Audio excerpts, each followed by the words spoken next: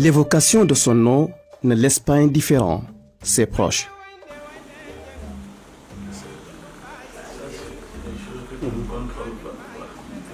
Saliou Traoré, absent physiquement certes, mais son ombre continue encore de planer au-dessus de sa famille. C'est un vide. Nous ressentons un vide énorme. Parce que c'est quelqu'un qui était toujours présent quand on avait besoin de lui. Donc, mais il est là, il reste toujours dans nos cœurs, bien qu'on ne le voit plus. Mais son souvenir est toujours gravé dans nos esprits. Il nous manque beaucoup. Il nous manque beaucoup. Et nous prions le Tout-Puissant pour que sa place soit éternelle au paradis. Il a beaucoup œuvré pour la famille, il a beaucoup œuvré pour le Sénégal. On sent le vide qu'il a créé, et les enfants et sa femme, Leiba aussi. Tout le monde essaie de combler ce vide-là pour que Saliou n'ait rien à regretter si jamais il revenait sur terre. Tra, comme il est appelé affectueusement par ses proches, Saliou a vu le jour le 8 mai 1952 à Fatick, puis ce natif du Sine traversa le Sénégal d'est en ouest. Il débutera ses études primaires dans sa ville natale, poursuivra au collège à Tambacounda pour terminer son cycle secondaire à Dakar. Au centre Lebré, il décroche son premier diplôme universitaire en 1975, le baccalauréat qui lui permettra de se présenter au concours d'entrée au Centre d'études des sciences et techniques de l'information, le CESTI, un concours qu'il réussit. Un rêve d'enfant vient ainsi de se réaliser. À sa sortie de cette prestigieuse école de journalisme, il commence une carrière pleine de succès et de réussite. Je puis dire qu'il a été un bon journaliste. Parce que quand on suit un tout petit peu son parcours, on se rend compte qu'il a été utile à ses confrères. Au niveau du CESTI, il a participé à plusieurs formations.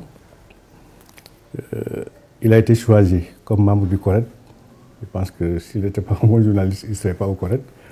Parce que je pense que le choix pour être membre du CORED obéit à des considérations d'ordre moral, mais également à des considérations d'ordre professionnel. Il a été un bon journaliste, un journaliste professionnel. Ce ne sont pas ses amis et confrères qui diront le contraire. Saliou Traoré a été, en des mots simples, un grand journaliste. Je pense que cela a été possible parce qu'il est devenu journaliste par vocation et par formation. La vocation, je pense qu'il a profondément aimé ce métier. La formation, il a eu la chance d'être passé par le CESTI, où il a bénéficié donc d'une formation très solide. Et sa base professionnelle a été renforcée par son long passage à l'agence de presse sénégalaise. Professionnellement, Saliou était vraiment l'exemple, était un exemple en matière de professionnalisme. Nous avons travaillé ensemble à l'agence de presse sénégalaise quand nous venions de débuter dans le métier. Bon, moi, je l'ai précédé là-bas d'1 an. Mais sur le plan donc du travail, Saliou Traoré, c'était un exemple dans tous les domaines. Saliou Traoré a commencé sa longue carrière journalistique à l'agence de presse sénégalaise. Il était un journaliste intègre et rigoureux qui aimait aussi les défis, des challenges relevés. Après l'agence de presse sénégalaise, il a fait, jusqu'à sa disparition, partie de l'équipe de l'agence espagnole EFE. Et il était l'un des plus brillants journalistes ou correspondants de cette agence. Et ce n'est pas le fait du hasard qu'après sa mort, une grande cérémonie lui a été dédiée en présence de sa famille pour lui rendre hommage à Las Palmas.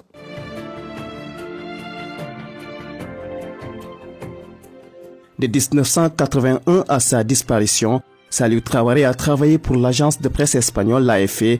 L'agencier qu'il était écrivait directement dans la langue de Cervantes, ce qui lui a valu des honneurs, même à titre posthume. Saliou, tout aussi professionnel que social, il était imbu de qualités humaines, trop occupé par sa profession. Cela ne l'avait jamais empêché de jouer pleinement son rôle de père de famille. Son départ a laissé un grand vide au sein de la famille. Mais moi, toute ma vie se résumait autour de lui.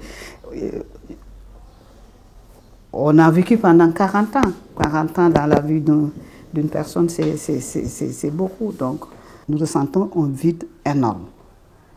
Parce que c'est quelqu'un qui était toujours présent quand on avait besoin de lui. Donc, mais il est là, il reste toujours dans nos cœurs, bien qu'on ne le voit plus. Mais son souvenir est toujours gravé dans nos esprits. Parce que c'était une personne très bien. Un éducateur hors pair, il couvait beaucoup d'amour à sa famille. C'était un papa poule. Il discutait avec sa famille, c'était un bon conseiller. Donc, il était là, il était toujours présent quand ses enfants avaient besoin de lui. Donc, c'était un bon père de famille. Mais Saliou, d'abord, c'était la famille. La famille au sens large, mais la famille nucléaire, ici. Et le fait qu'il ait son bureau dans sa maison montre jusqu'à quel point, entre le travail et la famille, il y avait une symbiose qu'il a su réaliser parfaitement harmonieusement. Le journalisme, sa passion, Saliou était d'une probité intellectuelle et d'une générosité exemplaire. Saliou Traoré était une source d'inspiration, l'école de la vie pour certains qui ont embrassé les métiers. Effectivement, il m'a beaucoup inspiré. Donc c'est lui, on va dire, qui est à la base de mon arrivée dans ce métier de journaliste. C'est lui qui était le journaliste, donc pour regarder, on appréciait son travail. Donc jusqu'au jour où, avec son épouse, ma tante Naïba, donc ils m'ont tous les deux parlé de l'existence du concours.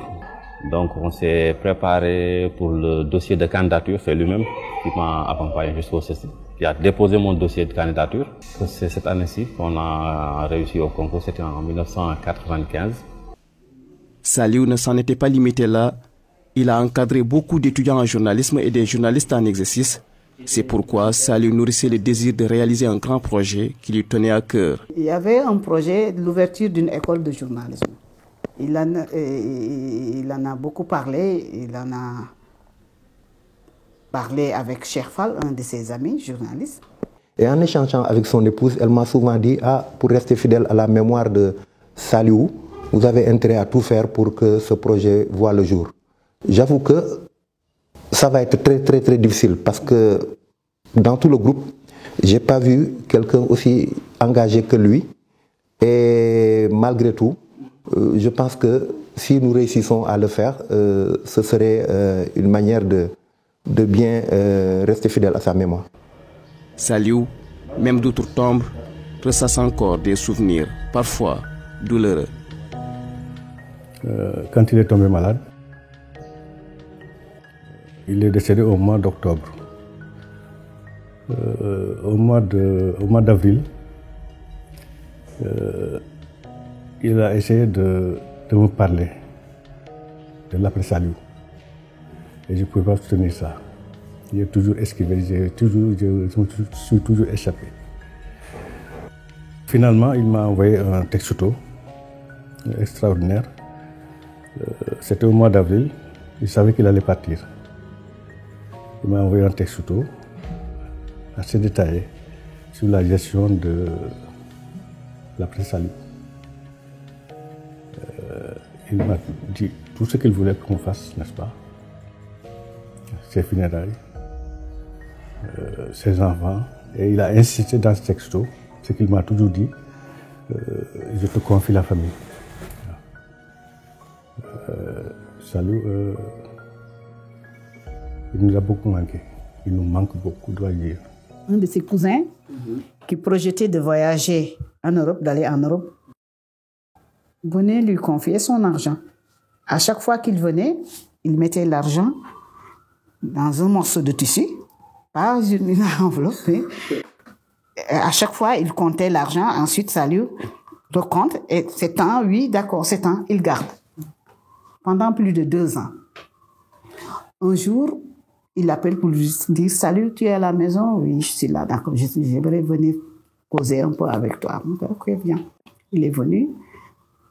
Il lui a expliqué qu'il doit mettre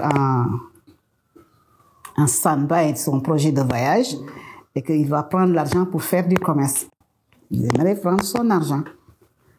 C'est toujours dans le bureau, il ouvre le tiroir, il sort l'argent.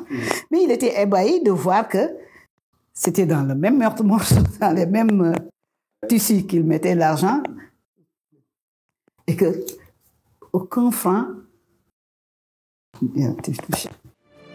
Durant toute sa carrière, il a su garder en bandoulière les principes fondamentaux du journalisme, l'éthique et la déontologie, sérieux et sérénité, des mots qui lui collaient parfaitement. Toutefois, il avait sa dose d'humour qui marquait tout le monde. Ce journaliste chevronné était pétri de talent qu'il a mis au service de la vérité dans l'exercice de ses fonctions. Ce vaillant défenseur de la presse a perdu son combat le samedi 13 octobre 2018, laissant derrière lui amis, fils, épouse, camarades de promotion, orphelins. Mais son œuvre gigantesque constitue un héritage à pérenniser et les sortants de la 48e promotion du CESTI ont là une référence pour évoluer dans une profession exigeante, difficile, le journalisme.